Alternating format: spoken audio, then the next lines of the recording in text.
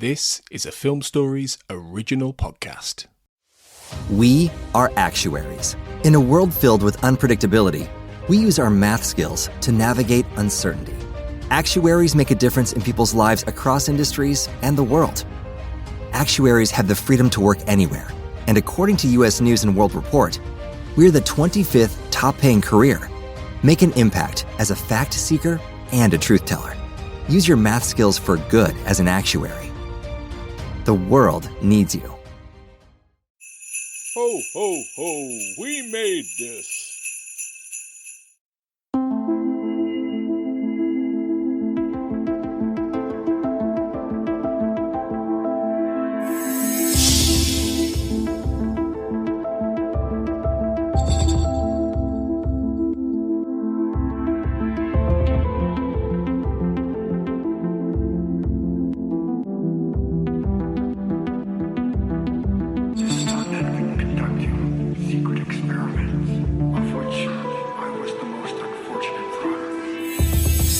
Welcome to the XCast. The truth is in here.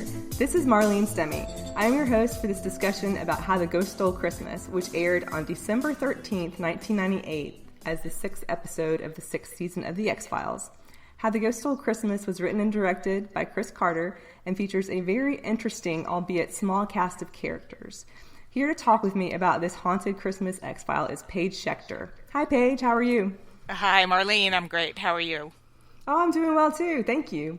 This podcast is going to be our Christmas episode, so let me possibly be the first person this year to wish you a Merry Christmas.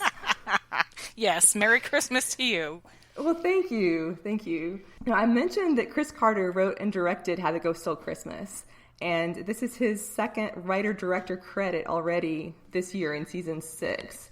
And I think it's interesting in what is a very different type of season for the X-Files that Chris Carter has two sort of auteur-type episodes right out of the gate within the first third or so of the season. What do you make of the episode in the context of season 6, just in general?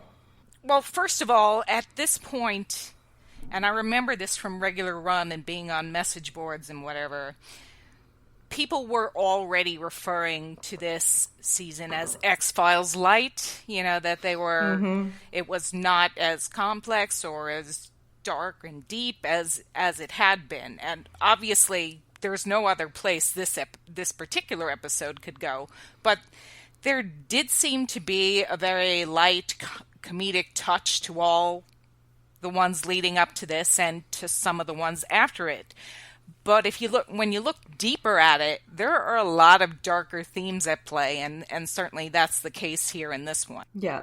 And then the X-Files, of course, didn't really do this kind of standard TV fare of having holiday episodes every year, even though some of the episodes that aired before the Christmas break each year had, I would say to a greater or lesser degree, similarities to Christmas themes or allegories. So what do you think of this as kind of what's come to be the classic X-Files holiday episode?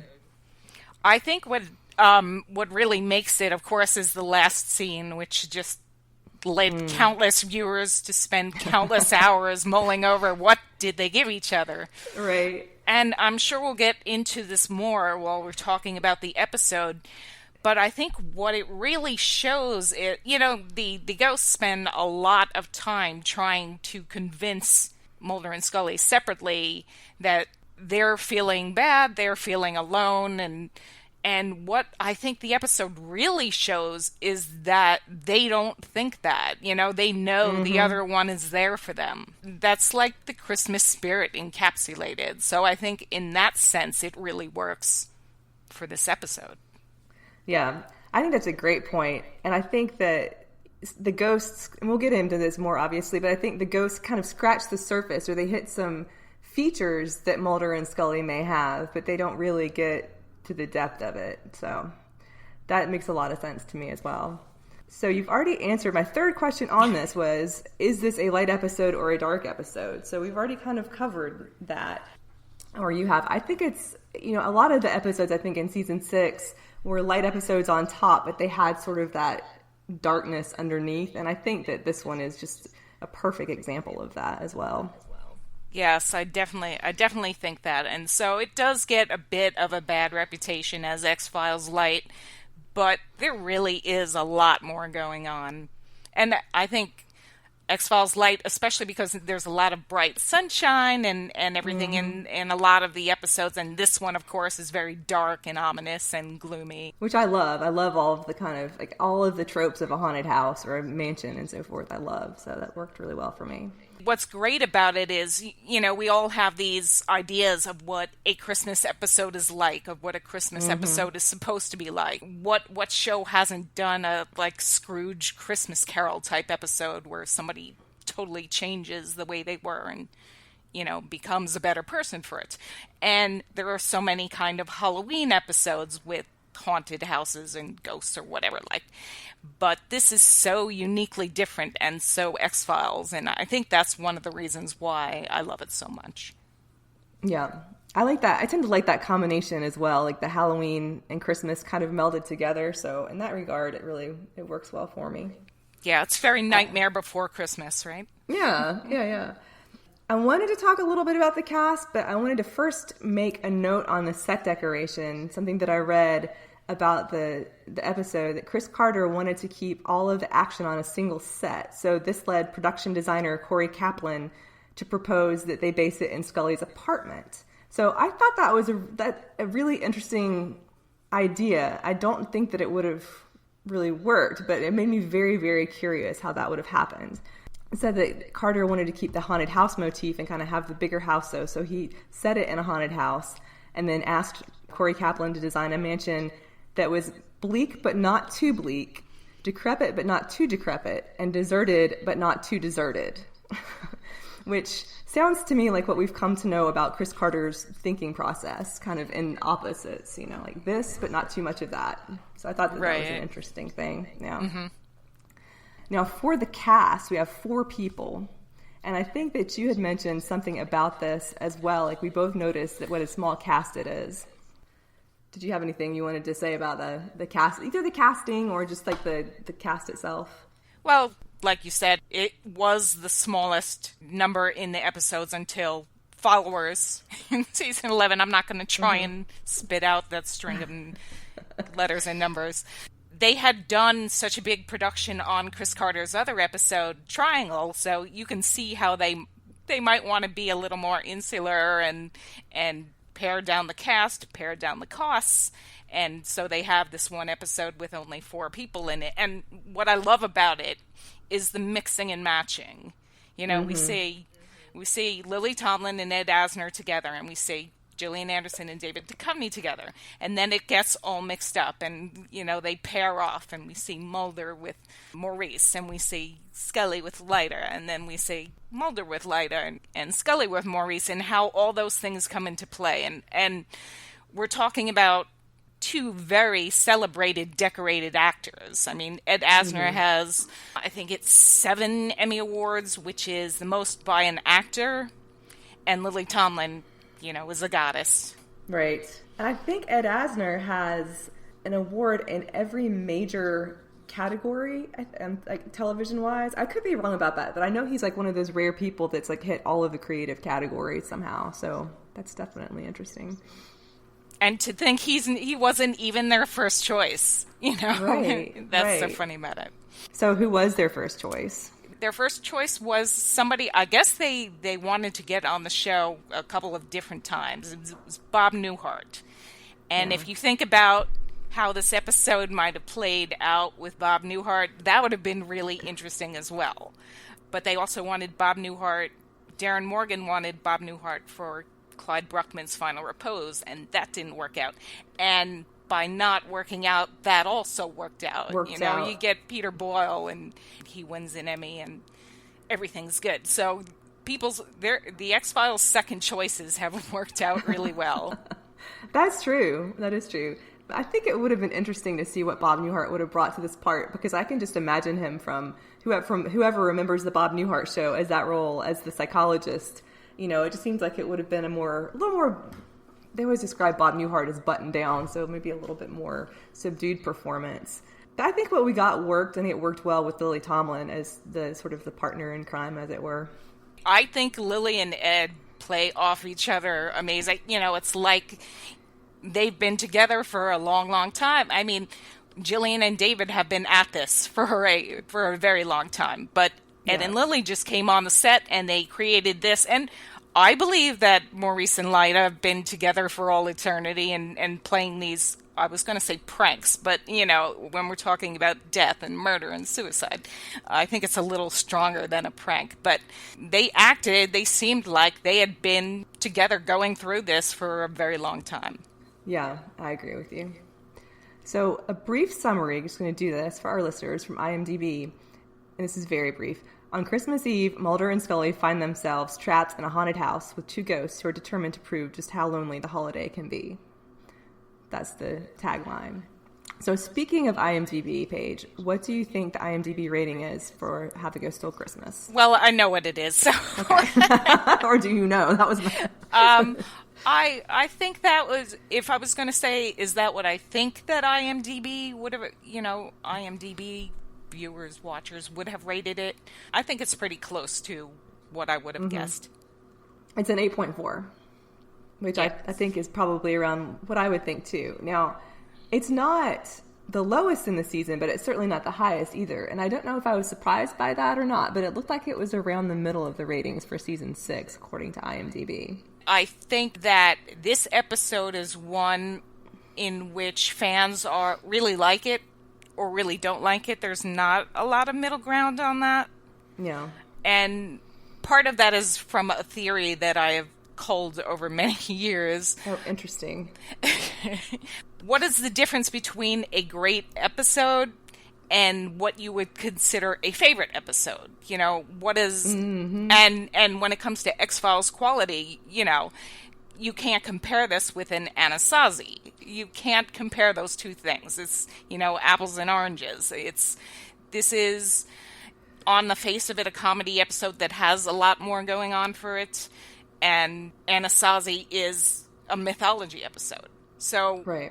I think that's where you get a lot of different viewpoints. And I'm sure later in Mailbag we'll see a wide range of that. What would you, it could be for favorite or likability or quality, but what would your rating for the episode be on the scale of 1 to 10? For me, it's a 9. It's an episode that I've seen more than most of them and more than the majority of them. I've watched this again and again, and not just at Christmas time or not just at Halloween. I just enjoy, and I know it has its flaws. It's not a perfect episode, but I really enjoy the characters, both our heroes and the ghosts, and where it takes them. Yeah. I would say right now mine is an 8.5.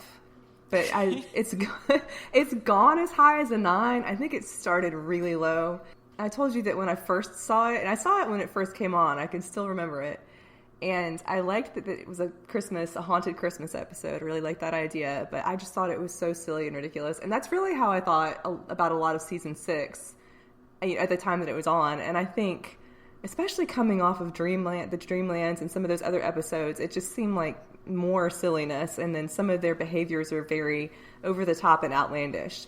And then over time I grew to appreciate it a little bit more and appreciate, based on what came later and some of the things about what Mulder and Scully had been going through and just their history and so forth. And so I appreciated it, but I can't say that I loved it. And then I went through this period of time several years ago where I was just fascinated with it, and I watched it all the time, like several times a week at least. That's not really all the time, but, as often as I was able to watch something, I was watching this episode over and over. And I feel like I got a lot more out of it. And every scene, I would notice something new. And then for a while, it kind of calmed down. I was like, maybe it was not that great. I went back to, not quite to my original assessment, but to appreciating it, but not loving it. And then as I've been watching it for our conversation, it kind of came up again, and I started to enjoy it again. So it's one of the few, I would say, that just wildly fluctuates across my lifetime, across the last, what has it been, like 20 years, a little over 20 years, 21 years maybe. So right now for me it's an 8.5, but that is my viewing history of it. So wait, I have a question too. So yeah, talking about your fluctuations and whatnot, do you have that happen on a regular basis with X-Files episodes in general, or is this sort of something that happens that doesn't usually happen?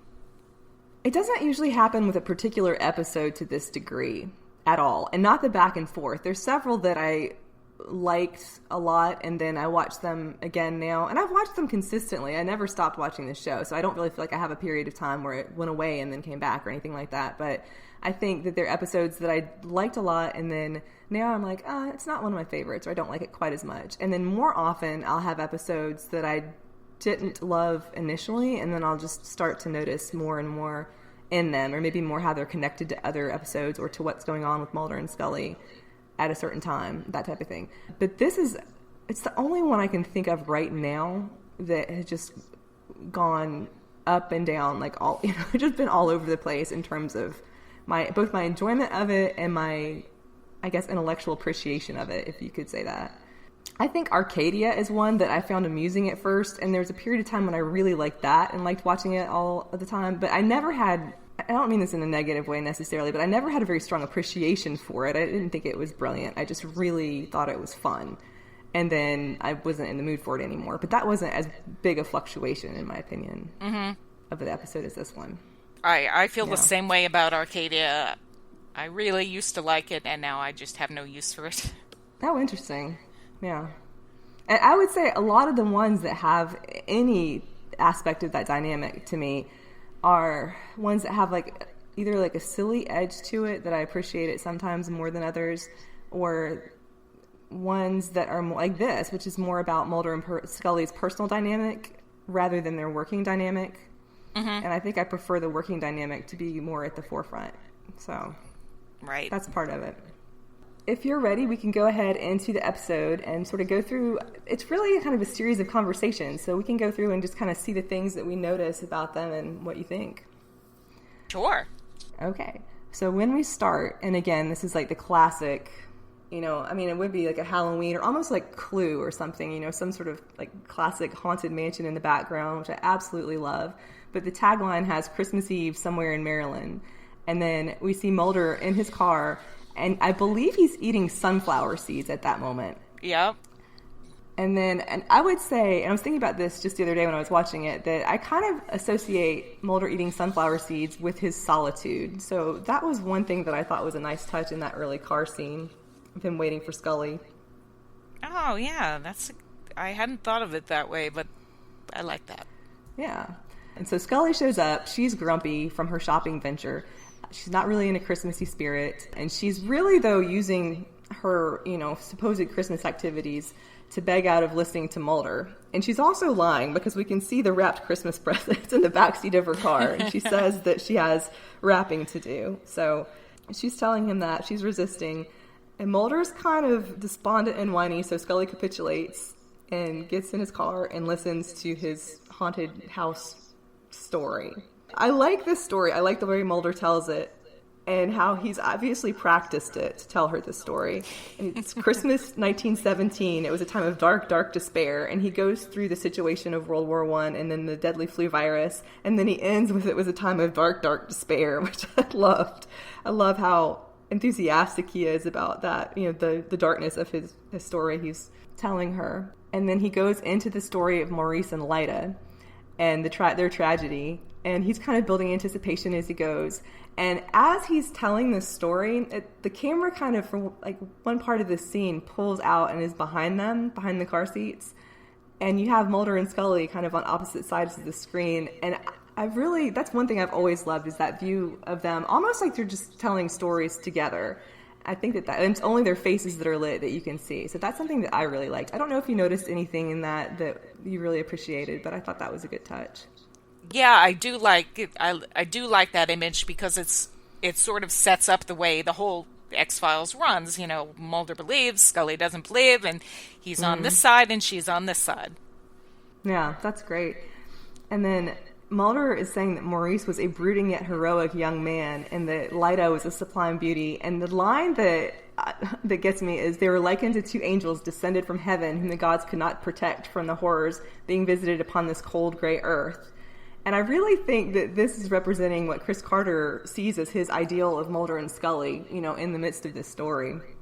Absolutely. Definitely. Yeah. Definitely. Did you have any other thoughts about that kind of parallelism? Because I think it starts early on. I think right from the get-go, and probably why Mulder's interest in this house, in this case, well, not officially a case, but in this story, is because he also is seeing them in them. Yeah. And then he describes how they formed a lover's pact so they could spend eternity together. And she guesses correctly that they killed themselves. She says it's a good story, but she doesn't believe it. And then Mulder, for some reason, is surprised that she does not believe in ghosts. So, like, Mulder, after all these years already, is surprised she doesn't believe something. Yeah, I find that a little bit awkward. It's like, this hasn't come up before. He should know. First of all, he should know what her stance on ghosts is. But Correct. second of all, Scully, come on, Skulls, Beyond the Sea, Elegy, Christmas Carol. We've been there we know, maybe you've talked yourself out of each and every one of them, but we've been there. Right. That's a great point.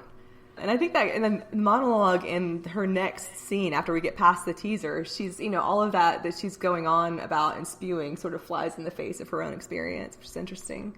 But basically where we are right now is Scully is protesting, Mulder is kind of seeming forlorn, and she says, don't you have somewhere else to be?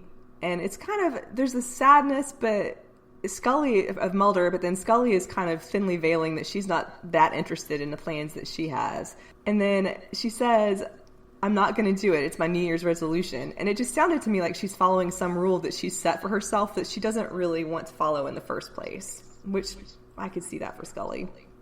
And it's not even New Year's yet. Right. Right. You can break the resolution. It hasn't started yet. It hasn't happened. Right. And if it was for the previous year, she's certainly not followed it, so she might as well give up. True. Yeah. So she's looking for her keys. Can't find them in Mulder's car. Can't find them in her car. Meanwhile, Mulder has gone into the house, and Scully follows him in there. It's open. They can get in and all of this. And they're hearing all the classic creepy sounds as they go in. The thuds upstairs, the clock chiming in the wind. And so Scully starts her rationalization. There must be an open window upstairs, and she's going on about the weather report and how there might even be a white Christmas. Mulder's not listening. And then the front door is slammed shut, and they run to the door, or Scully runs to the door, and they can't get out, and they're locked in the house. So I really love the teaser. I love the storytelling and how it sets it up. What did you think of that as an intro to the episode? I think, like Scully said, he told his tale very well. And like you said, he must have been practicing that because he had that down. I mean, it really is interesting. I would go in the house at that point after hearing that, hearing that story. And then, they come in the house and it's eerie. And we've got some of this Mark Snow music, really from the beginning. We have this Mark Snow harpsichord music coming in and setting us in this different universe. We know we're not anywhere near any aliens, and we are nowhere near the FBI. It's Mulder and Scully are out here, and there may not be anybody else left in the world because it just seems like it's just them. Yeah. So Mulder is walking up the stairs as we enter the main episode, and then Scully's following him, and this is when she's giving her sort of laundry list of rationalizations about the ingrained cliches from 1,000 different horror movies and the unconscious yearnings that these imaginings satisfy and so forth, about people wanting to see a spirit materialize, and she talks about they're wearing the same haircuts, they haven't changed, they're wearing the same outfits, the same shabby clothes and so forth, and not looking for anything better than what they have. And she's going on, and Mulder clearly wants her to stop talking so that he can hear a ghost if one would choose to appear. And this was really, I thought Gillian Anderson did a great job. I mean, who knows, how many takes that took, but that's a lot of dialogue and a lot of very sort of conceptual dialogue to sort of regurgitate as your acting partner is having to not listen to you. So I thought she did a great job with that. Definitely. It's so interesting, and it brings a lot of, what you would think Chris Carter's feelings are about it, how the ghosts have never aged, they look the same, they're all they want, it does tell more about us as human beings, that we need to see these people after they have gone instead of just realizing that people have gone and moved on. Yeah, that's true. The time passes. So basically a door opens for them, clicks and the door opens, and Scully ventures in. And Mulder says, "Tell me you're not afraid." So they're already starting to talk about fears and so forth, which kind of comes back again at the end. And she admits that she is, but she says that it's irrational. So they walk in, they notice the clock is keeping perfect time, and it looks lived in, basically. And then Mulder asks why anyone would want to live in a cursed house, and goes through how every couple that has lived there has met a tragic end. And so then at that point, the lights flicker and go out, door slams shut. All, again, like the classic haunted house tropes. And then they hear the thumping under the floorboards. And then this is sort of when they start to play with the imagination. Scully looks back and sees that there is no ladder, and they just climbed down a ladder from the top floor in that library, and there's not a ladder there now. And then, of course, like, Mulder takes that moment to scare Scully. Remember, with like the flashlight under his face in the middle of everything. And so he's starting to pry up the floorboards, and they find these bodies that are dressed as they are under the floorboards. So how did you think that went over? Because I thought that was an interesting way to kind of like get them going in the episode. Well, there are a couple things I want to pop in there. Scully's saying it's an irrational fear, but there has already been like one of those... I don't think I've ever heard louder thunder or, lightning noises. I mean, that is supremely loud. And during one of them, she's seen the image of Lyta already. So I think that's putting her on edge even more. And I'm going to say, she was out shopping all day. And for all of us who have been in crowds shopping all day, when we were allowed to be in crowds and everything, you get you tired and irritable and tense, and you probably haven't eaten. And, so Scully's behavior seems over the top in places. Not when she's delivering, all the things, all the rationalizations, but when she starts freaking out from the get-go, when she's fumbling with the doorknob trying to get out, and she's trying to get out really hard, and she seems to be being sort of unscully, but yeah. I think her blood sugar is very low from being out all day and being tense, and plus, she already has a pretty tense job, so it's not like she's relaxing at all. So she's on edge. She's a little bit on edge, and all these things that happened in that flash of Lyta that she sees for a second, and did I really see it? She's saying she didn't really see it in her head. I didn't really see that. That's one of those ingrained horror film things, or whatever it is. So... I like how unhinged she gets. It's because it's different. It's something we don't see a lot of. She's faced down some of the most incredible things, and we don't see her like this a lot. On occasion, we have seen her like this, but not a lot. I think that's interesting, too, that this night, when she seems unhinged, is bookended by stressful real-life experiences. Like, she has the whole shopping thing, and the crowds and so forth. Before it, and then she's talking about the family roll call under the tree, which, just the way she even says that, she's not talking about how she's going to get to be with her family. It's a requirement that she be there, and just like another, obligation. Like, she's talking about the time she has to be there and so forth. So it's like she's already stressed out about the past, and now she's stressed out about the future, and then she has all these things that she doesn't want to believe going on as well. So I hadn't thought about it like that, because you don't really have that much of her, the stresses of what would be a normal life. Right, exactly. So then on the other hand, you have Mulder, who has apparently been planning this whole voyage, He probably read the literature on this. Oh, we can do that on Christmas. And he's very excited about it, and he's playful about it, and he's scaring her, and, he's the opposite of what Scully is right now. Up until the point where the floorboards thing started, and they get into that kind of Edgar Allan Poe Telltale Heart thing with the thumping of the boards, and Mulder starts to change, after that, when this sequence happens. I wonder too, now that and I just thought about this with the thumping of the floorboards. If you're connecting it to the Telltale Heart, I wonder if there's some sort of manifestation of like guilt or remorse as well. I always want to interpret what Chris Carter means when he has something, like strange, like bodies under floorboards. But I wonder if there is supposed to be like some deeper literary significance to that.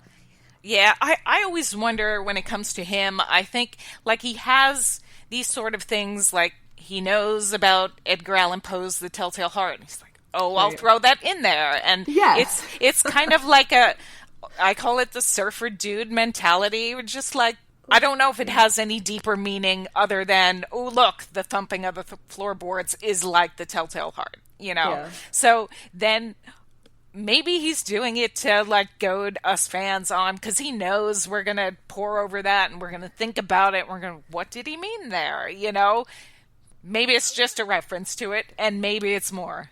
Right. That's true. Because I think a lot of it is, like, just make of this what you will. I'm going to put it in there, and maybe there's something to it, and maybe there's not, you know. So I think he does that a lot. I agree. I feel like there are more instances coming up in this episode, too, where he's doing that. Right. So at this point, though, Scully realizes that she's wearing my outfit. The woman's wearing her outfit. And Mulder says, how embarrassing. And then they figure out that those two people are them. And so they run out of the room and then into the same room.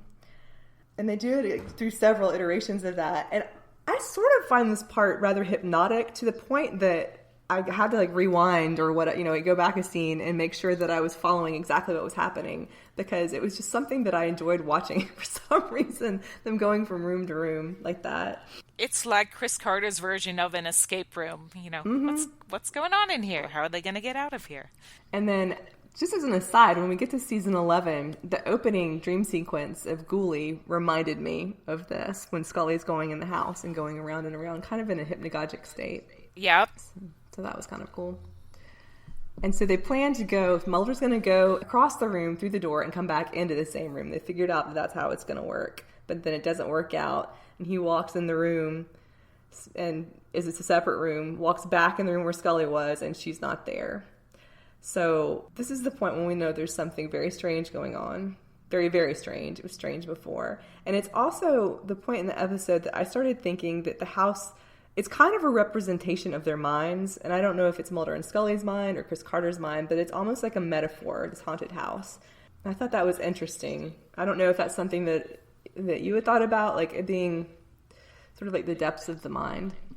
Yeah, I never really thought of it that way, because I'm always entranced by the specifics of defining Mulder and Scully. But that's the kind of thing that Chris Carter puts into it, and you absorb it without thinking about it. And on a broader scale, I think that kind of thing is why we come back again and again to the X-Files, and maybe not so much to other TV shows. Because there's this, like, subliminal text thing going on that we absorb. And even though I never thought about it as the house, you know, as a representation of the mind, that is in there. Mm-hmm. Yeah, I think, too, like you said, you go back to these things, and if you watch them again and again, I think something that may have, like, been at the back of your mind during a viewing kind of comes up at some other point. So our next scene is our first scene with Maurice at Asner. Mulder is trying to get out of the room, and he's decided that shooting the lock off would be a great idea. So he does this, and then finds that there is a brick wall behind the door. And so Maurice comes in. I noticed at this point there, and it may have come up earlier, and again, it may be nothing, but there's a bust on the shelf, on a high shelf, with a downturned head. And I just started noticing, like, different odd set decoration pieces at this point. I didn't know if you saw that. And then there's, like, a painting on the easel that's unfinished. There's just a lot of strange things around. And I like that it's dark. I almost wish we could see more of it, though, because you can only really see stuff when the lightning strikes really hard. Right. It lights the room. And so now we have the first psychoanalysis between Maurice and Mulder. And he's trying to kind of counsel Mulder on his narcissistic ways, I guess you would call them, and asks if he's overcome by the impulse to make everyone believe him. Tells him he's in the field of mental health. And so this is, I think, a really fun psychological scene. What did you think of it? I love this scene. I feel like this is Chris Carter, and he is telling us who he thinks Mulder is, or he's telling us who we think Mulder is. He's probably read all these words on the message boards by now. Narcissistic, overzealous, self-righteous, egomaniac, single-minded. And he's playing with it so much, but it's also right on. It's like, it's the unspoken thing that runs through the whole series. That's who Mulder is, and Maurice is right. And so when Maurice tells Mulder this kind of stuff, that's got to hit home, because Mulder is a smart guy. He knows he's all these things, and so that's how he can play. Well, I don't want to get to the pop psychology part, but he is playing with his brain and doing it this way in a very obvious and, to me, funny way. Yeah. And he even says he has a specialty, what he called soul prospectors. And then he says, this is probably my favorite quote from the scene. He says, "It's a cross-axial classification I've codified by extensive interaction with visitors like yourself." And I think Mulder, having a background in psychology, would appreciate that. And when this episode first aired, I was in graduate school in a psychology program, and it wasn't in the mental health field, but it was still something that would reference you may or may not, our listeners may or may not be aware of this, but he talks about the cross-axial classification, and it's from the Diagnostic and Statistical Manual of Mental Disorders. It has basically psychopathology is classified along different axes. So you have like acute disorders and personality disorders and organic things and so forth. But I thought that was so fun that Chris Carter put that in there. And he must, again, it could be just one of those things like, oh, I've heard of this. I've heard of cross-axial classification. I'll put that in there. But right. I know I appreciated that at that time. That is so much dialogue that Ed Asner had to deliver there, and I can't imagine, trying to get all those words out and get them out in an entertaining fashion. That's why I think he's such a marvel here in this role. I really do too, because it's entertaining and it's patient. He's not just rushing through it. He's, having this prolonged interaction with Mulder. And then at the end, Mulder is saying like, "Oh no, I'm not alone. My partner's here." And Maurice doesn't completely believe him. He goes to the door and says, "Brick wall or brick wall, go ahead and change your life." And so, of course, Mulder walks into the open door, which changes into a brick wall. But I think it's an interesting picture into what Maurice's motivation would be, which is still not entirely clear to me throughout the rest of the episode.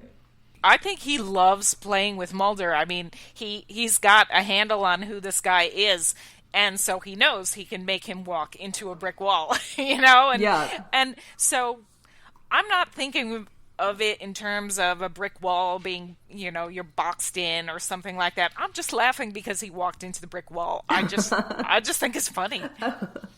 Oh, see, no, I am thinking about like all of the psychological ramifications of that and what that means. But I think it's funny. I think it's funny he made him walk into it. But I feel like he's also offering Mulder this possibility that he could change his life. And that's not what we see after this. So that, I don't know. That to me was interesting, because there are a couple times when maybe Maurice seems like I can't decide if he's actually trying to help them, but that was one of those when he says, "Go ahead, change your life." And he may know that Mulder's not going to do that, but he's offering it as an alternative, it seems to me. We have the lightning flashing, and then it goes, I like the way it segues from that to Scully being on the other side. And this is her first scene with Lily Tomlin as Lyta, who comes through the opposite door and makes quite an appearance. So what do you make of this scene between the two? Well, I just want to say before I start that I have the script for this episode, and the stage directions say Scully screams like we've never heard Scully scream before. She does. Chris Carter's really interested in Scully being completely unhinged in this episode, and maybe the drawback of that is that we don't consider that Scully would completely freak out in these circumstances because of everything she's been through. So you have to sort of be able to put that knowledge aside. You have to say, okay, I'm still going to enjoy this. Or maybe for the people who don't like this episode as much, they're not able to. And, that's the thing about watching a television program on any level. You have to decide what you're going to buy into and what you're not going to buy into. And I'm completely buying into Scully being completely unhinged. Okay. For the reasons we said before, I'm giving her the backstory of being shopping all day and being, she's exhausted, she's tired, she doesn't get a Christmas break like the rest of us might. And so I'm giving that to her in this situation to get her to the point in which Chris Carter wants her to be in this story. And so when she sees Lyta, who she's already seen sort of a flash of before, I can see, this is more than just a fear mechanism of cold winds blowing through and thumping. There's something more internal going on with her. Mm-hmm. I think that I believe it, or I buy it in the larger context of what she's been through, probably, and then what she goes through after this, sort of reflected back, I guess, made me think that it was a little bit more reasonable, or maybe that it's overstated so that it can really be shown and address it, rather than just kind of her usual more, internal way of dealing with things. But it's certainly something that bothered me when it first aired, and I think that it was probably my stumbling block to the episode when I first watched it, because I thought it was too silly and too out of character, and I sort of wanted Scully to be as she had been before. But right. I appreciate it more now. No, I totally understand that, and I wouldn't, I wouldn't think otherwise, because it's a huge thing you have to buy into in order to enjoy the episode, and if you don't, you're gonna have trouble doing that. True. And I think it's the shaking and the kind of quivering, and then also in the upcoming part when she passes out after she sees the bullet hole in Maurice and Lyta, the bullet holes. That to me was ridiculous that Scully would pass out. But then when you're couching it in these terms of, either the recent history of her, and the things that she's been through building up, or like you're saying, she hasn't eaten and she's been shopping and she's already stressed out, all of that together, it at least gets me over that hurdle. I don't know if you think that's the same. I sort of buy the fainting, because at this point, now if you're buying, how she's been behaving all episode, in the context of just this episode, she's pretty worked up, okay? Mm-hmm. And she's a doctor, she's a scientist, and she's seeing a gunshot through Lyta's stomach and a bullet wound in Maurice's head. So she's seen a lot of things, nothing quite like that. So I don't really think fainting is too far a stretch in that situation. Okay. And I think in the scene too, we have Lyta playing on Scully's fear and also on her disbelief. And she comes in and she says, "You look like you saw a ghost." And then she said, there's one line that I remember even from when they had the trailer for the episode as an advertisement before it airs, when she says there are ghosts in this house, and there's something about the way that Lily Tomlin says that's just perfect. It's kind of just it's sinister, and then there's a thunderclap right afterwards. I don't know if that's anything that you noticed, but that was one of my favorite little things in that scene. I think it's a great line. The way Lily Tomlin is delivering it is there's more going on there than just the line, "There are ghosts in this house." It's eerie. Yeah. Scully is then becoming more and more unhinged. She's talking about the corpses that were under the floorboard, thinks that Lyta is playing tricks on her, and Lyta is dismissing this idea that there were corpses under the floorboard. Scully's asking, she's asking her various questions about the condition of the house. It's what's going on here, basically trying to figure out what's going on. And so Lyta is saying that the furniture's covered because they're having the house painted. And she asks well, where's the Christmas tree? And Lyta says, "We're Jewish. Boo." And I thought that was, I mentioned this to you earlier. I've just thought about it recently, but I wonder if there was some sort of historical comment to her saying the boo after saying "we're Jewish." I don't know if you thought any more about that or not. No, I didn't really. I know it's a stretch, but I just thought she was being a ghost and doing one of those weird ghost things, boo! Right. Because she knows how unsettled Scully is by this point. And so she's just giving her the old, she was talking about there were ghosts in the house, and now she's showing she's a ghost by saying, "Boo!" Yeah. And I agree with that. I thought that's all I had thought until like last night when I was going over this and watching it. I don't know what it was, but it could be like when we're recording this right now, there's all the talk about like the history of viruses and so forth and talking about the Spanish flu. And that's what Mulder had brought up in the conversation in the car at the beginning. And he's talking about Maurice and Lyda and so forth. So I could have just had that era on my mind. But when she said, "We're Jewish, boo," I wondered if it was something about the perception of Jews in that time as well, and making some, again, like another, like you said, like something that Chris Carter just knew about and threw in there, that if you wanted to pay attention to it as a social commentary, you could, or you could just think it was a fun Ghost reference. So yeah, that's the beauty. That's the real beauty of it, though. You know, it could mean more to some people, but people who don't know what it means aren't going to be, you know, their appreciation isn't going to be detracted by that. Right. Was there anything else in that scene that you wanted to talk about the kind of that interaction between Lyda and Scully? Maurice went through all that stuff with Mulder and telling him his life, and it's sort of a smaller recap of Scully's life, but Lyda says to her, you know, "You poor child, you must have such an awful small life, yeah. And you're running around chasing things you don't even believe in." And it's a very minor analysis compared to what we just saw happen to Mulder, but it's also on target with how these two ghosts are targeting these people. Mm-hmm. Yeah, it kind of is an analysis of Scully as she relates to Mulder rather than just her, I guess. Right. Yeah. So then at that point, Maurice comes in and Scully has them completely unhinged now. She has them stand next to each other, and that's when we see the bullet holes. And Maurice says that this is violating their civil rights, even though they are ghosts. I guess they still have civil rights, and that he has friends at the ACLU. Although I read that in 1917, the ACLU was apparently the ACLB, so it was like the bureau, not the union, which I thought was interesting. And then you had mentioned, of course, that Ed Asner, it's kind of like a fun fact thrown in there, that Ed Asner was very active with the ACLU.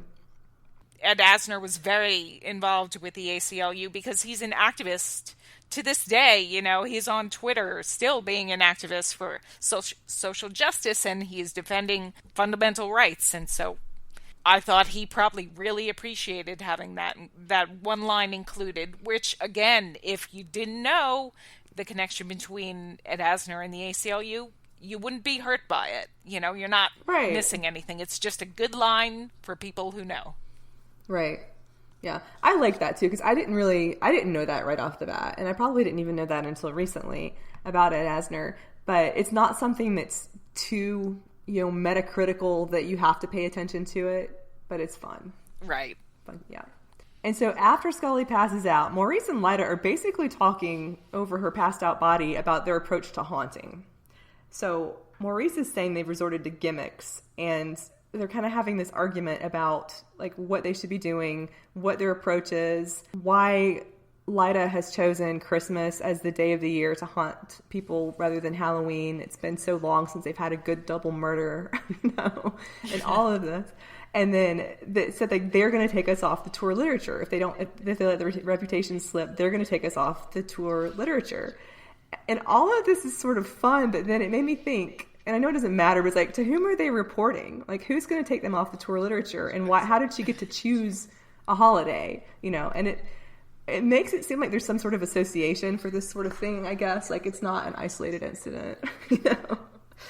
There are a lot of people who like to go to murder sites, you know, who are into that kind of thing. And so if it's reported in the newspaper that there was a double homicide on Christmas at this house, but it hasn't happened for a couple decades, then maybe it falls off the map. But I think once people hear of this kind of thing, there is always an interest in it. I think Maurice and Lyda are underestimating the kind of crazies who would come out to see this and to see if they would get possessed or to see if they could see ghosts or whatever. Yeah. They're underestimating the general majority. Well, not the general majority, but the general public. Mm-hmm. So, but they together decide that they agree that Mulder and Scully seem pretty miserable. That's their estimation of them. And they want to show them how lonely Christmas can be. So, and they seem absolutely delighted by this. It's giving them great Christmas joy to think about that. We've had these two pairings. In our next scene, we have Lyda and Mulder. And so Mulder's climbing up. There's no ladder there when he's climbing up, but of course there's a ladder when Lyda climbs down in a few minutes. So it's another disappearing and appearing prop. What do you make of this scene? I think it's an interesting dynamic between Mulder and Lyda. And I feel like his connection to the ghost is a little bit deeper than Scully's, for one thing. I love this scene because now there's been a psychoanalysis, and now we're going to hear more about the ghosts and how they've been all these years, and going with Chris Carter's take that they do change and they age and there's a gut or whatever. Right. And the romance is the first thing to go, and Lyda is giving us a look at ghosts that we never get. That is an image, that is an idea we never get about ghosts. We don't think about them aging, and we don't think about their minds changing about things that may have happened over the years. I just really appreciate it. And also, the other thing is, when she's doing the book trick, she's picking out the book that tells their story, Mulder looks like a real kid at Christmas there watching her do that. I mean, he's back to having a good time with it, I guess, because his session with the psychiatrist is over, and now he could just enjoy it. I love that. That's one of my favorite parts in the episode. So he has this moment of wonder on his face in the middle of all of the mystery going on. He's just delighted by seeing those books pop out of the shelf. And by doing that, she sort of calms him down from his previous encounter so that she could then go into what her portion of this conversation is going to be. And her portion of the conversation seems to be about Scully. So she's not having it so much with Scully, but she's having it with Mulder about Scully, saying that they're filled with despair and woeful Christmas melancholy. And then Mulder seems to reject that. She's like, well, maybe it was your partner, kind of planting that seed or trying to plant that seed. And then bringing up the trust issues as well. At some point she's trying to convince Mulder that he and Scully almost are fated to shoot each other. And Mulder has this kind of simple faith that they're not. That Scully's not going to shoot him. He wouldn't shoot her. He wouldn't let her shoot herself. And Lyda says if Mulder shoots first, the rest is an act of faith. So it seems to me she's trying to play on these things that are important to Mulder, like faith and trust and these sorts of things, because she says the murder-suicide is all about trust. Mm-hmm. So I don't know. It's not the same sort of psychoanalysis because it's not purely psychological, but it's almost a little bit deeper than that. Yeah, I'd agree with that. One thing that I was going to talk about was that Lyda talks about the bodies under the floor, which she kind of denied to Scully, but she says something about the bodies under the floor, and she says maybe that was some kind of Jungian symbolism. Mm-hmm. Did you have any thoughts on that, or did you think that was another kind of Chris Carter drive-by inclusion? I do think that specifically is one of those Chris Carter moments where he pops a catchphrase in there, but also because he knows that it's going to start, our wheels start spinning. Now, right. I'm as far away an expert on the subject of Jungian symbolism as it is possible to be. When I think of that kind of thing, I think of Mulder dying or close to death and coming back in season 3 and season 8, and I never really attributed it to this particular story other than the fact that Lily Tomlin's character says it. And I sort of consider it, again, like the Telltale Heart sort of thing. It's sort of a throwaway, and you guys make of it what you want to think about it. Okay. I think that's interesting to connect it to future events in the show, because I think that the idea of the Jungian symbolism could be some sort of projection on a future state or a future psychological state. But the other thing I was going to add is that I was reading so Jung's, I think it's his autobiography. It's Memories, Dreams, Reflections is the name of it. And he talks about a dream that he had being on the top floor of a house and then basically going down through these 4 levels of a house. And the 3rd level was a basement level, and then he found this little, not staircase, but something that led down to a cave level and discovered all these primitive cultural remains. So it's basically going from the self through the family, through the current culture or social environment into sort of the deeply primitive past. And in the 4th level, in the cave, he found like dust on the ground that included bones and 2 human skulls, very old and partially disintegrated. And then I woke up. So I don't know. Whether or not that was something that was on Chris Carter's mind or not, who knows? But I think it's interesting that it kind of maps onto that as closely as it does. After that, after it might be Jungian symbolism, Lyta says, or maybe there's a secret lover's pact. And Mulder says, kind of sighs and says, we're not lovers. To me, Lyta sounds almost like a shipper, or at least a fan at this point. Because she says that they're so attractive and they'll have time to work this out. And I personally don't take it as like a sigh of regret, but rather frustration that he has to explain their lives to other people. I don't know what you thought of that. I think it's probably referencing some sort of like Romeo and Juliet style suicide, in Lyta's mind. But what did you think? Well, I was just focusing on the attractive part because I think this is the hunkiest that Mulder gets. I mean, to paraphrase Eddie Van Blunt, he's a damn good-looking man. Yeah. I just love Mulder in this, and so I always say this: I'm not a shipper, but I also believe that the only person for Mulder is Scully, and the only person for Scully is Mulder. But imagine how crestfallen people were, all those people, when he says we're not lovers. I'm like, oh my god. Whereas that made my heart sing. I was so happy. Because I'm not a shipper. I agree with you. I don't think they would be with someone else. I think they're the only person for each other, but it's in the context in which they are, in that kind of vocation. I don't mean vocation just in terms of you go to a job, but in a meaningful journey context. At this point, Chris Carter didn't feel the need to have that relationship, in the story, in the forefront of the story. And we got that kiss and triangle, and that was supposed to hold us off for a while. And it did. It does for me. It does for me. But there's this groundswell of shipping coming up behind me and behind him that he is not going to be able to deal with. Yeah. And Lyta says this isn't a pure science. And I know she's talking about the work and the pranks or what have you that they're doing, but I think that also applies to Mulder and Scully and what they've kind of brought into the house with them. Because she does say that they should have talked about their real feelings before they came in there. So she gets that out in the open. Right. Yeah. It seems to me that Lyta is basically trying to convince Mulder that Scully is sad and needs to be put out of her misery, and that they can work all of these things out together in the hereafter.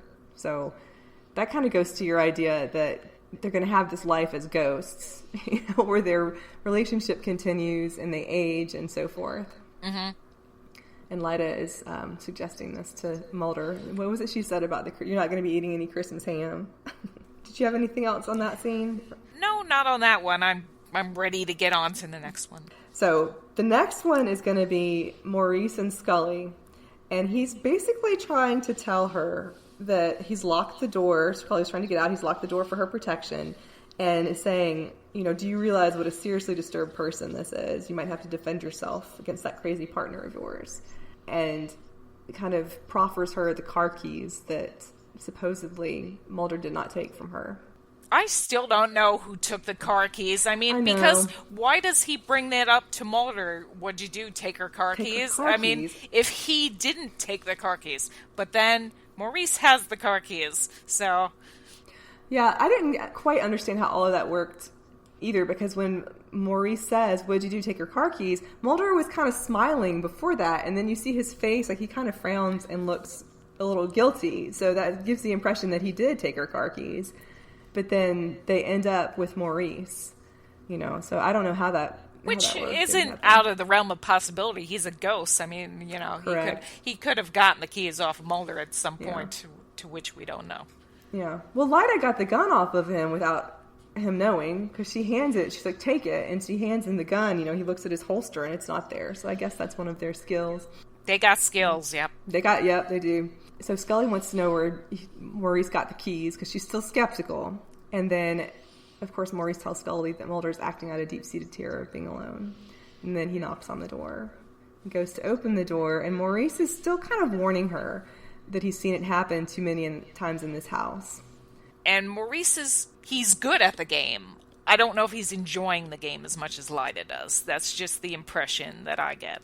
Yeah, I could see that as well.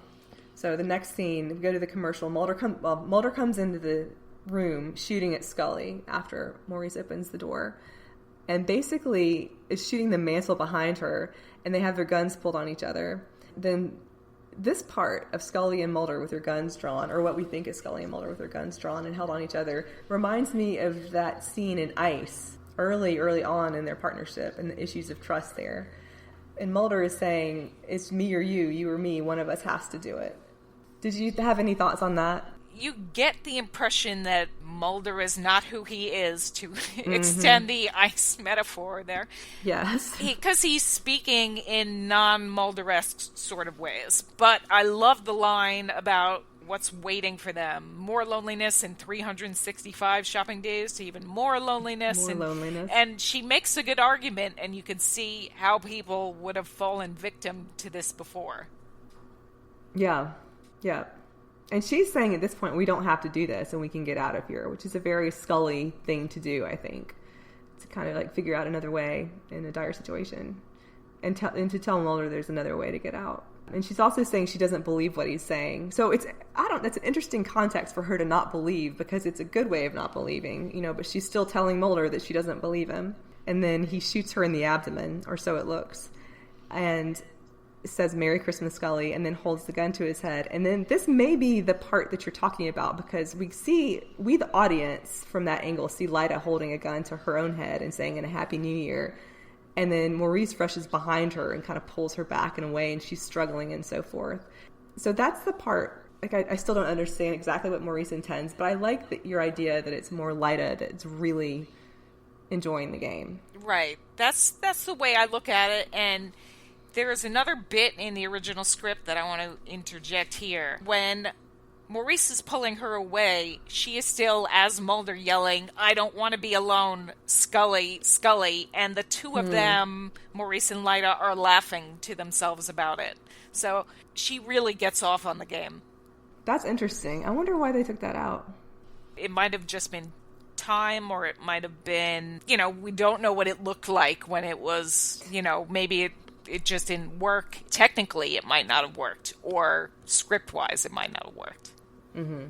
But it's interesting to hear that that's what Lyda would have said.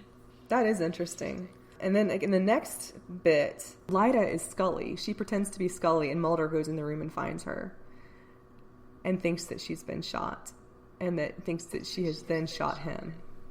I noticed that after she shoots him, supposedly, and he's falling down, he says, like, "Scully, help me." And it's just, like, very quiet, but I think he says that. So it's like, does he really not believe that she's done that? Or what, I'm not sure what's going on. Because Lyda, then we see, was Scully and is laughing, lying on the floor. Mm-hmm. It's interesting that she plays both of them. Like, one of them doesn't play Mulder and one of them doesn't play Scully, but Lyda just plays them. So at this point, they both think they've been shot. They're both down. And then we have the old-timey record player playing "Have Yourself a Merry Little Christmas," and that starts on its own. And I love that moment. I think it's classy. I think, as far as I know, from reading different X-Files books and whatnot, the original idea for this show was Chris Carter and Frank Spotnitz came up with that idea of them dragging their bloody bodies around a house. And as you said, it was Dana's apartment, in previous incarnations. So they started with sort of the end scene in mind, and then they had to build around it. And so that's why that scene looks so good, because it was the nucleus of the whole idea. I read that too. I thought that was interesting. I hadn't thought about that, but that is kind of the nucleus of the whole thing, because it's very detailed. I don't know how they got upstairs again, because I thought they were both downstairs, but I don't suppose that really matters in a house where every room is the same as the next one, But there is that sort of almost like the trail of blood behind Scully when Mulder's like crawling down the stairs going after her and so forth, and it does seem very detailed in that regard. And then just the emotional complexity of it too, I think, is maybe a little bit heightened as well. Definitely. And at no point in which a gun is pulled on the other one does the other one take out the gun and shoot the other one. And there's an immense amount of trust between these two. They were just shot allegedly by the other one. Each other, right. And but they're still not finishing them off or something, and it shows, just the breadth of the caring. Yeah. And I think, too, to me, this scene goes beyond, a lot of the episode goes beyond the episode itself, but I think that this scene really goes beyond the episode, because for as light as some of the sixth season is, a lot of it is them just, kind of kicking each other back and forth for a while. It seems like, Mulder's been upset with Scully for, I think, since the movie, since Fight the Future, for some of the, or not the movie itself, but the aftermath of it, for disbelieving or doubting him and that type of thing. And then she's been upset with him as well for different things. And I think that some of that tension underlying is coming out in this. And so they have their guns pulled. They look like they're going to shoot each other. They think they've shot each other, and they have been kind of pummeling each other, but emotionally, I think, throughout some of the sixth season, but then there's this realization that I don't want to say it didn't matter, but there's this realization that they're not shot.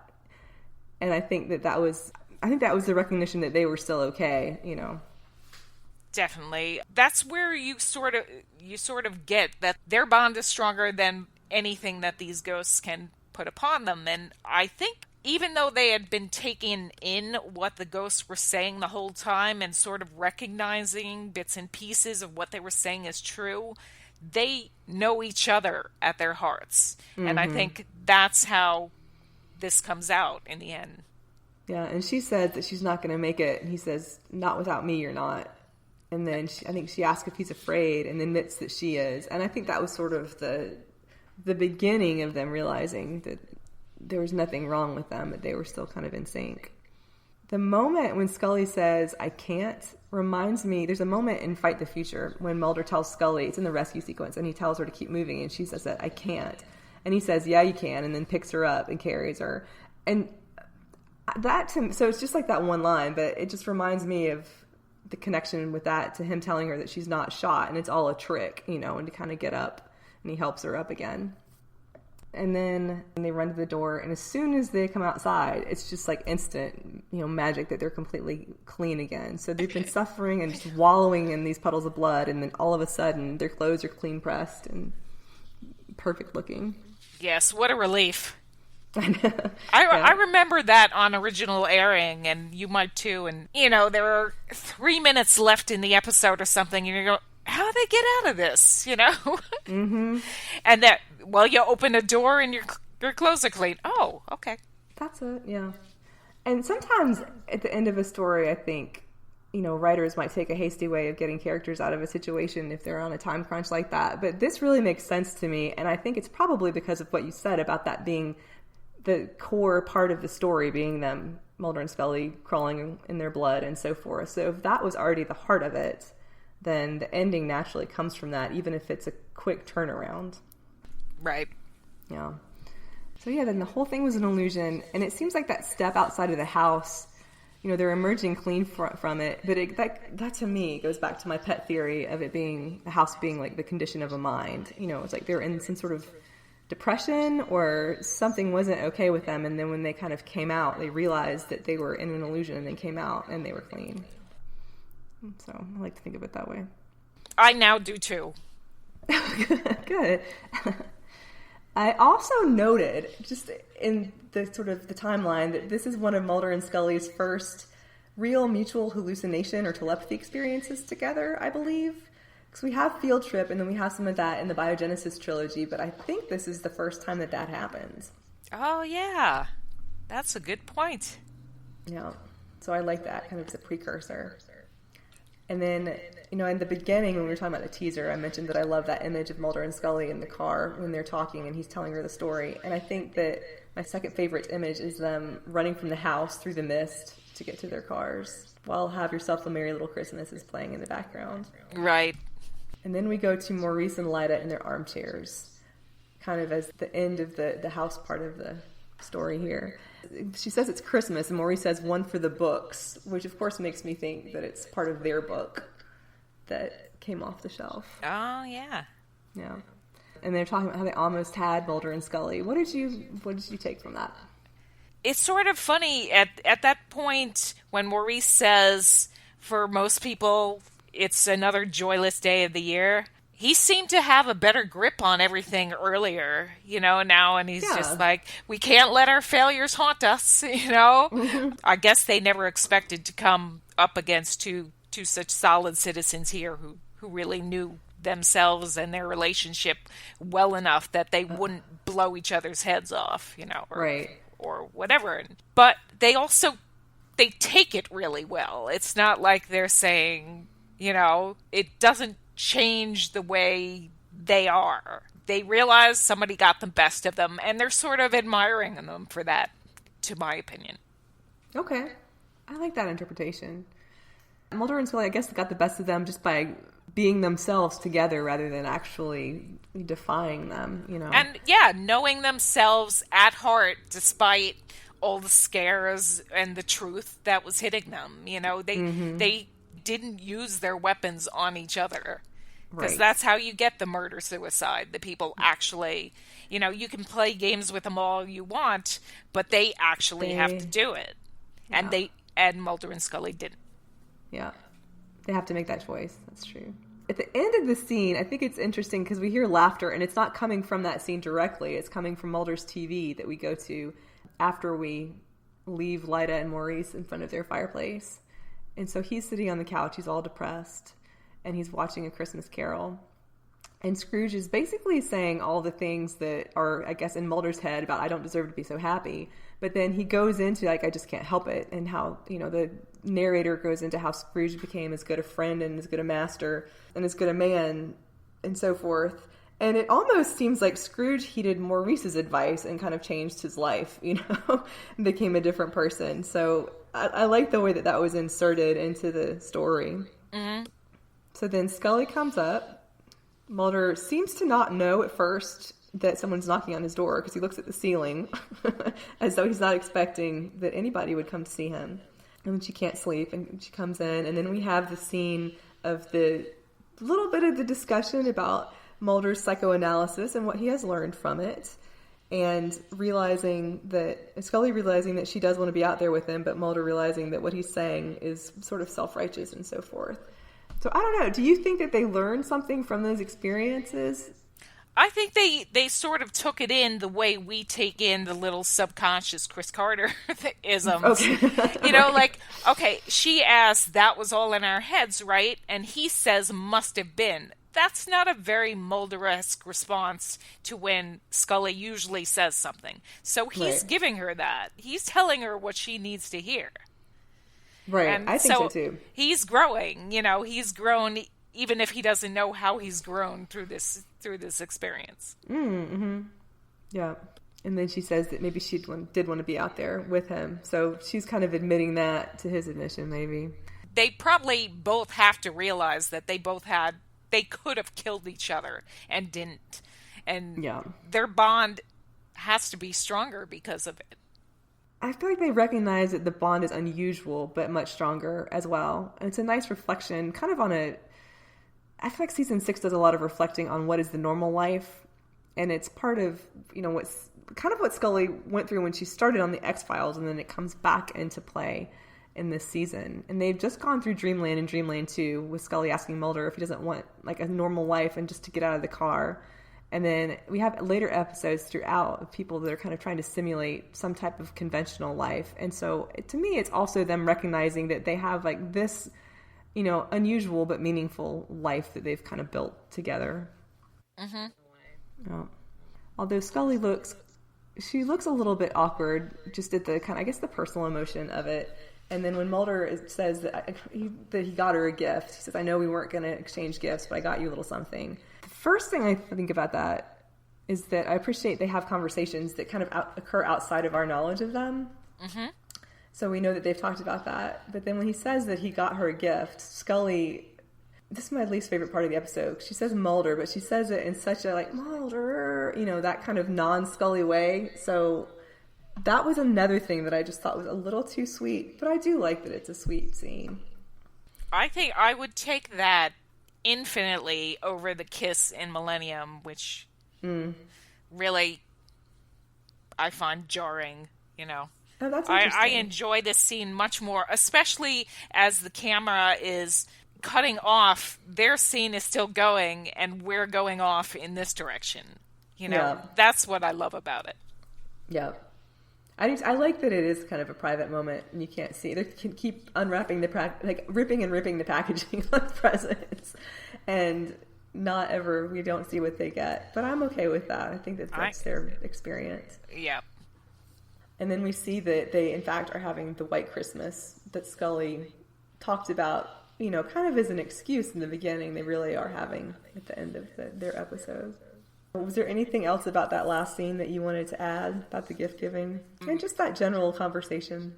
It's just a nice little scene in which it brings home that we can enjoy their relationship without them having to be all over each other or whatever. And we can understand that they are soulmates of a kind without it being us being hit over the head with it. They just went through something that a lot of people couldn't have gotten through, and they are strong people and they are stronger together, and that's what I get out of that.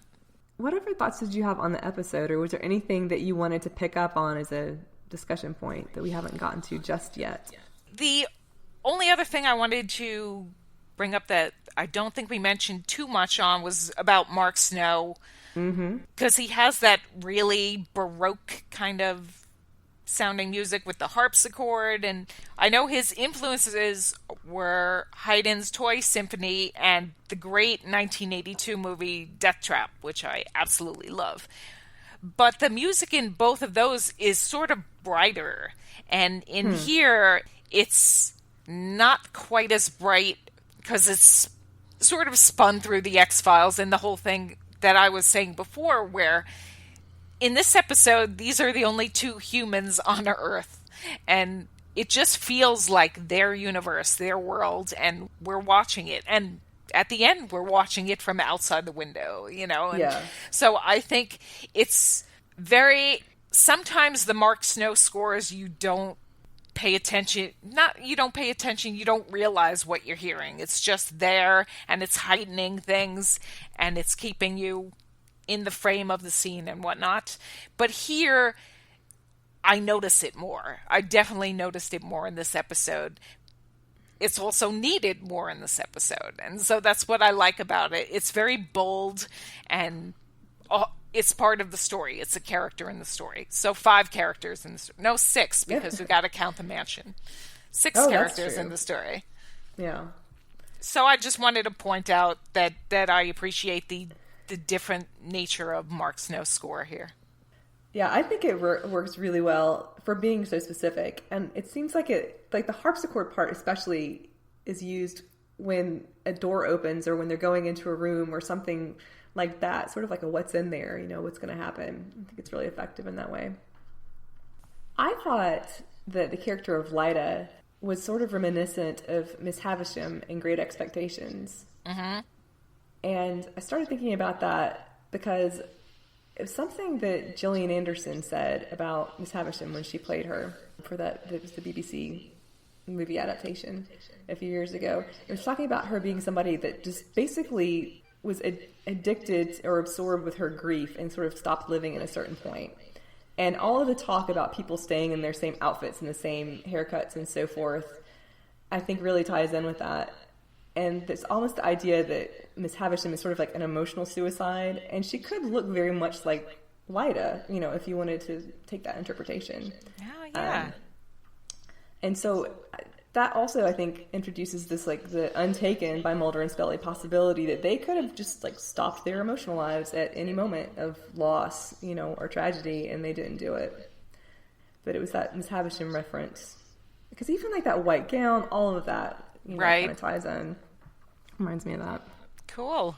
Yeah. Well, if you're ready, we'll go over some listener comments, and then you can kind of chime in whatever your thoughts are on the comments. All right.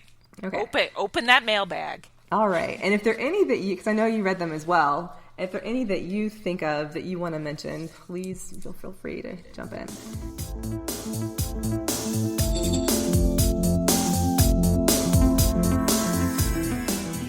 So from Facebook, Andrew Blaker says that he watches the episode every Christmas Eve and thoroughly enjoys it.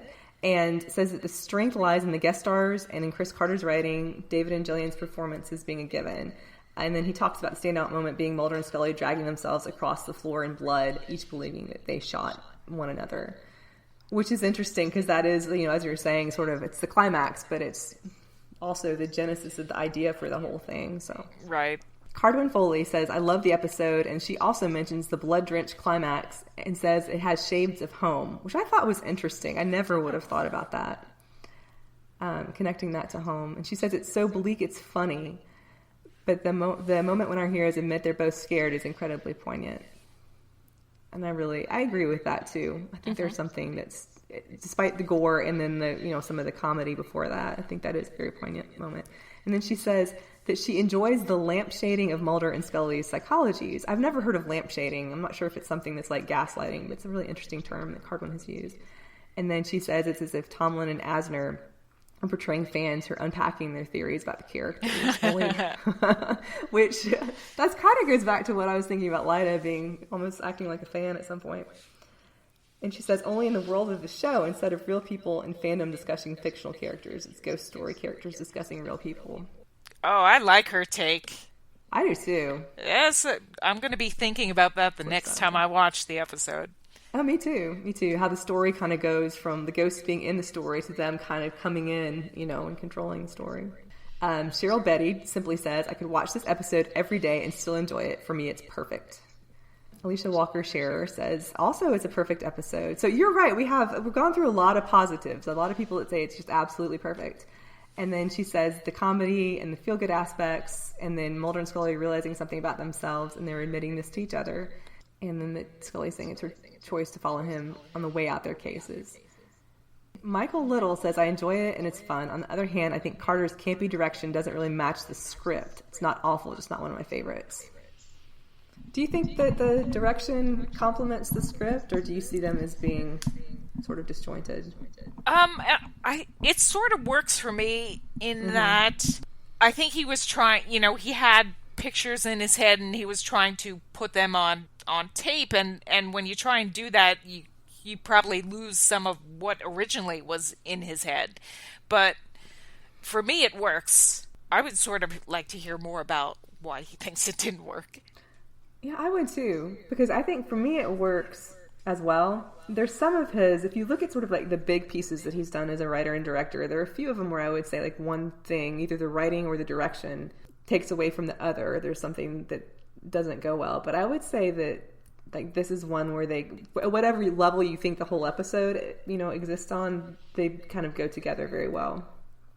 Like the performances, the way those are directed, the way the shots are done, I think it goes well. But I am curious what he's seen in it. And then Chris Knowles says that he's not really into it. Basically, he said this on Twitter as well, that a lot of the sort of the middle comedy stuff, like the light comedy stuff, doesn't work for him, especially Chris Carter's stuff. I can see that. I totally understand that. Yeah. I mean, I think for him, it's that episode, but also just that's like the X-Files light, like you were talking about, that sort of season 6 vibe that came along that he just does not care for. Well, they kept hitting us with that. It was like one after another and another. And when you look deeper into it, there is more there. But on the surface, all you can see is this comedy and, Right. And I think, too, because he mentions the comedy being broad, and I tend personally to not like broad comedy usually either. And it's not, I feel like the Darren Morgan scripts have more of a sublime comedy for the most part. And then the Vince Gilligan script, some of that's a little bit broad, but some of it's a little bit wittier as well. So maybe that's part of it too, just sort of like the larger comedy, broader. And then Michael Little replies that the episode should have been darker and scarier.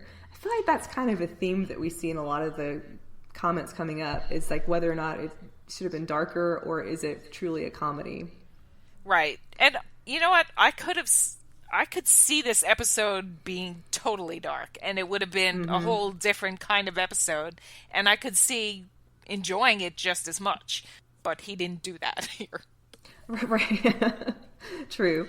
Continuing on that, Fred Bradiker says that I love the episode. It's definitely a comedy, followed by Matt Gukowski saying, I love everything about this episode has a good mix of genuinely creepy moments and really funny moments. So it's just interesting how some people are like, it's a great comedy, I love it. And some people are like, it should have been darker. And then some people think it's a good mix both ways.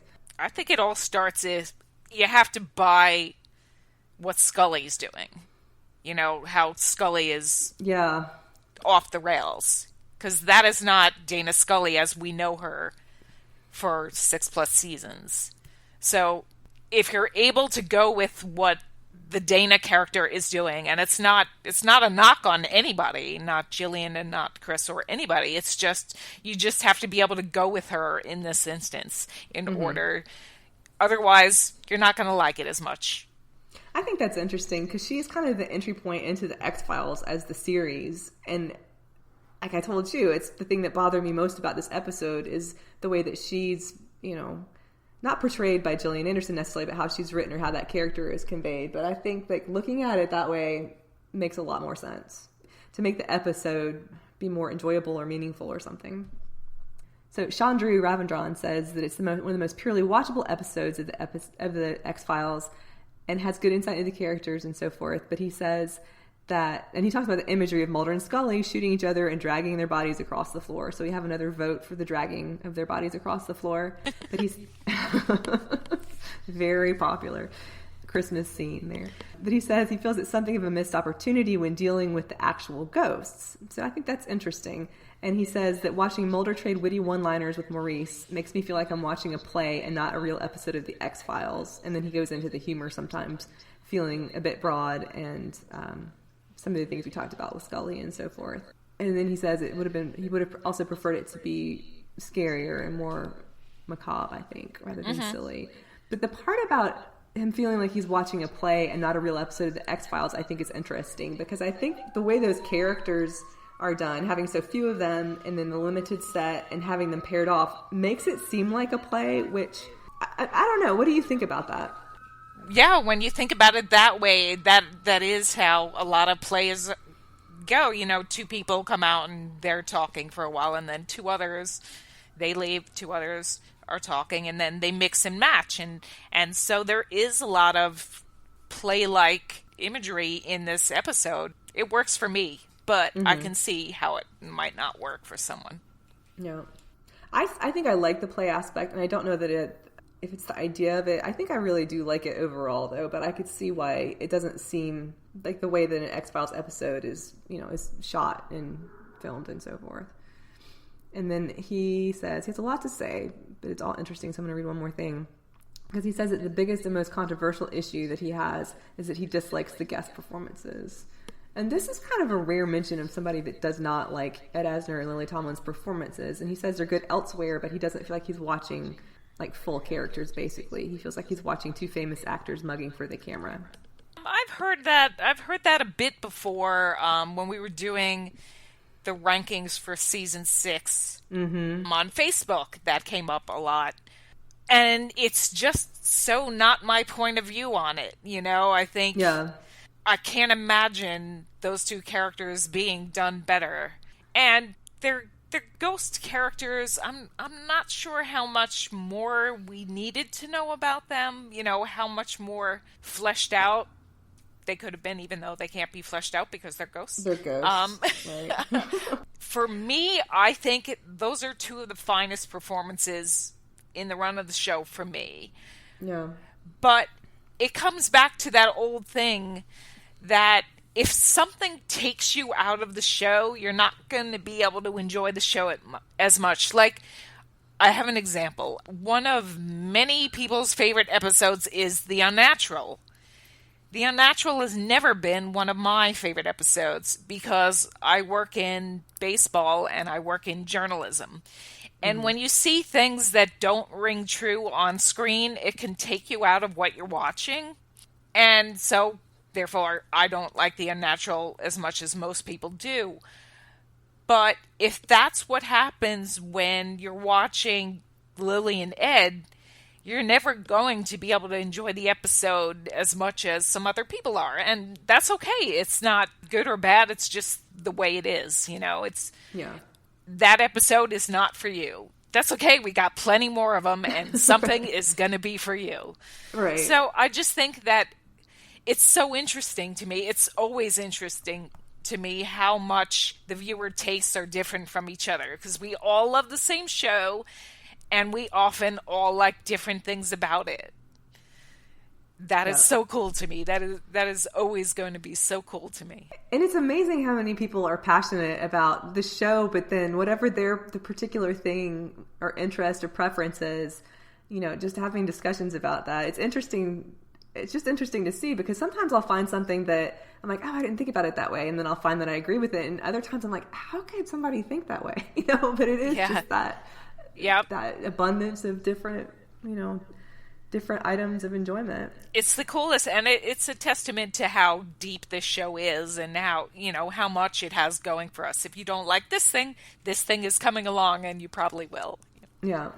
And then, like we were talking about, like over time you can find something that maybe you didn't enjoy so much at one point, but either over time or at a different period in your life, it comes back in a way that you appreciate more. Yeah, like Jeffrey Spender. Oh, really?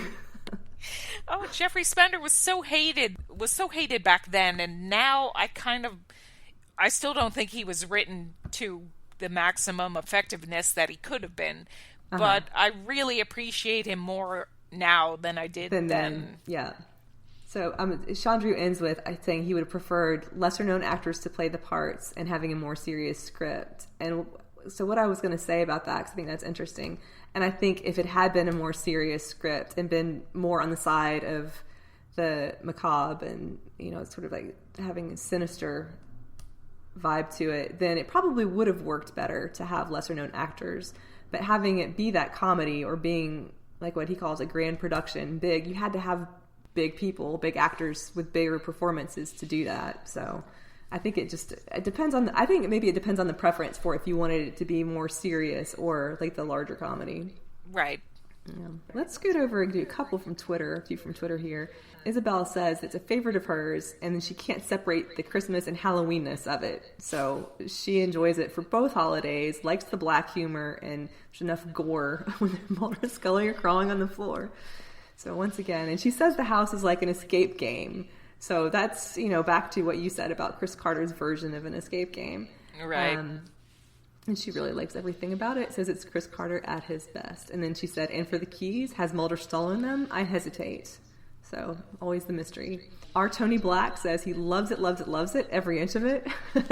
It's nuts, of course, but how can you not love Ed Asner and Lily Tomlin psychoanalyzing Mulder and Scully while spooking them out? It's just complete fun. So definitely on the comedy side. And then we have Carl Sweeney, who says, I wish I could love this episode, but I don't. I do like it, especially the opening sequences, and he thinks it gets bogged down when Asner and Tomlin show up. So, two opposite takes.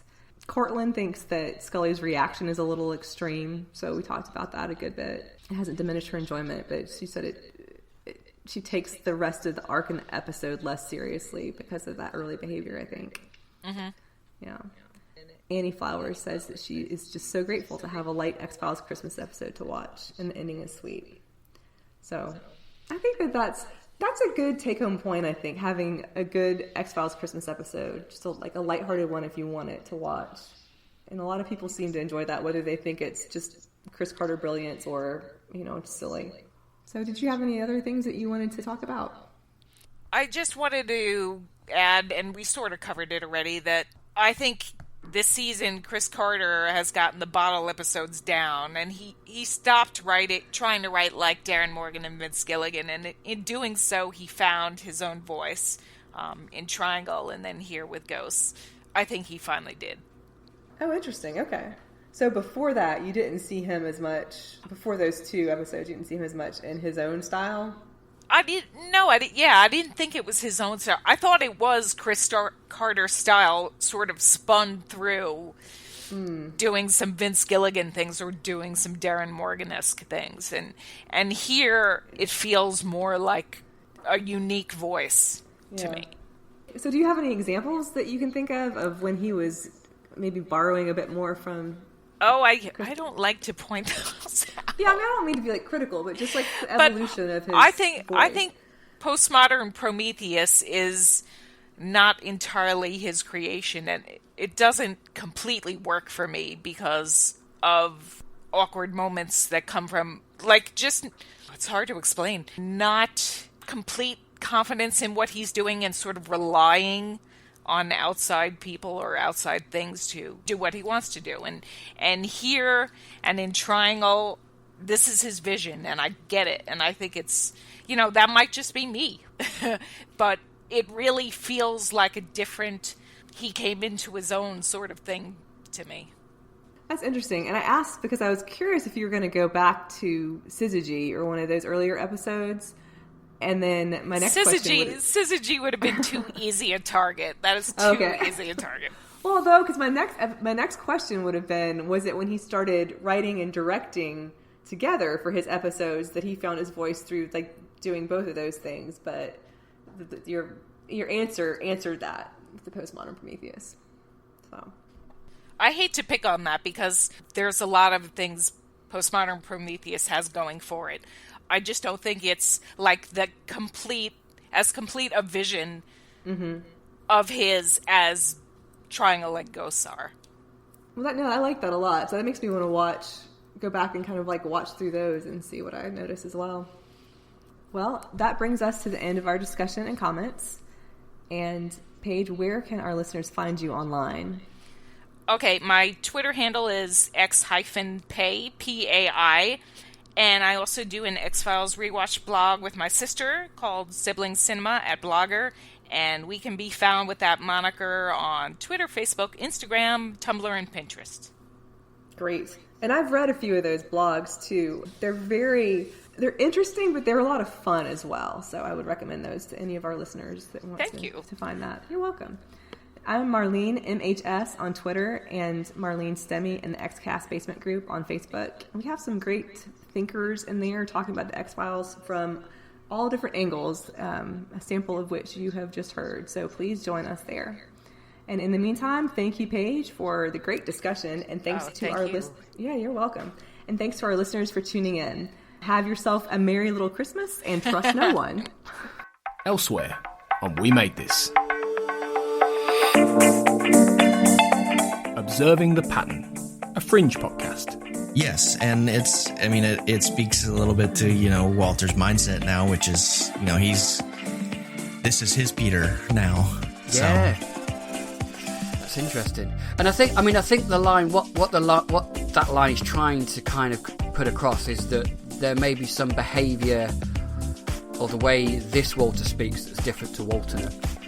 Right, and that was my thought too, like maybe just the subtle differences, young Peter notices those things, but it was just a weird way for young Peter to voice those thoughts, I thought. Yeah. So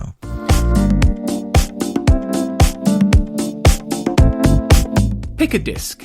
All of the songs, not thinking about I Write Sins, which, like you said, I think everyone knows all the words to that song, whether they want to or not. But when, if I'm cleaning the kitchen or something and London Beacon comes on shuffle, like, it amazes me, and we're coming up on 15 years from when that record came out, that I can just like belt out the words without even realizing that I have them like stored away somewhere in my brain. And I think that's because the song flows so well that it sticks with you.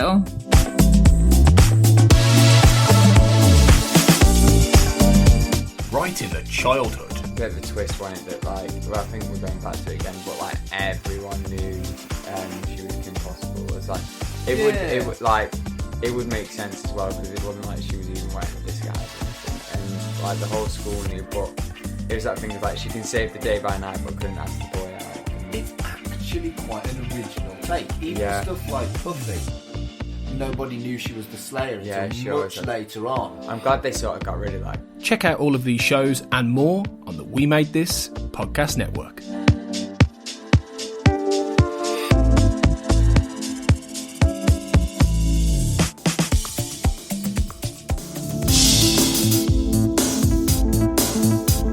The Xcast and X-Files podcast was created by Tony Black and is produced and hosted by Carl Sweeney, Sarah Blair and Kurt North. You can find the podcast on Twitter at the X_cast, on Facebook by typing in the Xcast, and in our group, X-Files Basement, the Xcast podcast fan group, and on Instagram at the Xcast Pod. Don't forget, you can support the show by becoming a member on Patreon.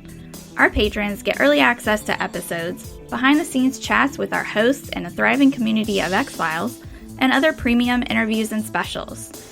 To find out more and subscribe, you can go to patreon.com/thexcast.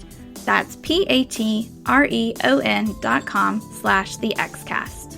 We are also part of the We Made This podcast network, full of popular culture shows, including our Millennium series, The Time Is Now.